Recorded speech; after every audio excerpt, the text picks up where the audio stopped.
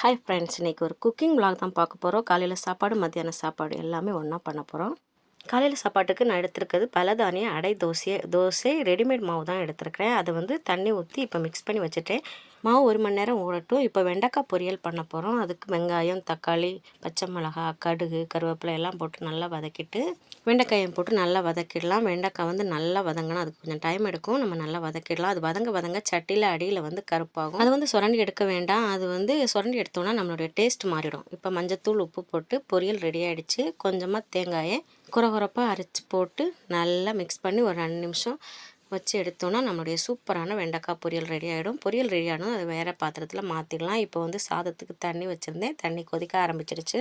அரிசியை போட்டு சாதத்தை ரெடி பண்ணிடலாம். பொரியலையும் வேறு பாத்திரத்தில் மாற்றிடலாம். அதே பாத்திரத்தில் வச்சோன்னா அந்த கருப்பாக இருக்கிறது எல்லாமே பொரியலோட மிக்ஸ் ஆகிடும்.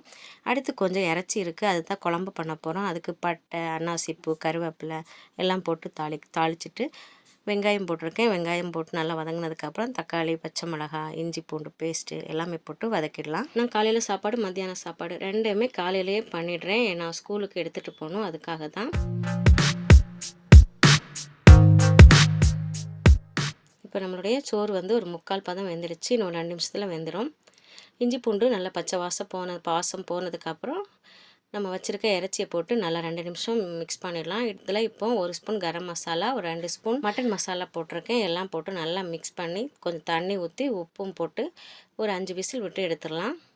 அடுத்த கடாயில் என்ன பண்ண போகிறேன்னா லெமன் சாதம் தான் பண்ண போகிறேன். அதுக்கு எண்ணெய், கடுகு, கருவேப்பிலை, காஞ்ச மிளகாய், மஞ்சத்தூள், பெருங்காயத்தூள், உப்பு எல்லாம் போட்டு நல்லா மிக்ஸ் பண்ணிவிட்டு கேஸை ஆஃப் பண்ணிடணும். பண்ணிவிட்டு லெமனை போட்டு நல்லா கிண்டிட்டு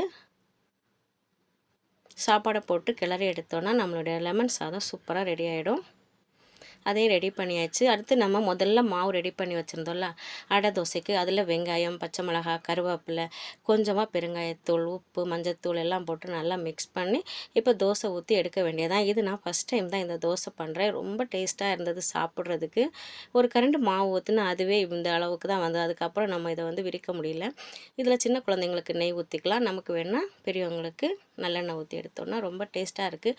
தொட்டுக்க எதுவுமே இல்லாமல் சாப்பிட்லான்னு நினைக்கிறேன். அவ்வளோ டேஸ்ட்டாக இருந்தது இந்த தோசை. உங்களுக்கு இந்த மாவு வேணும்னா கமெண்ட் பண்ணுங்கள்.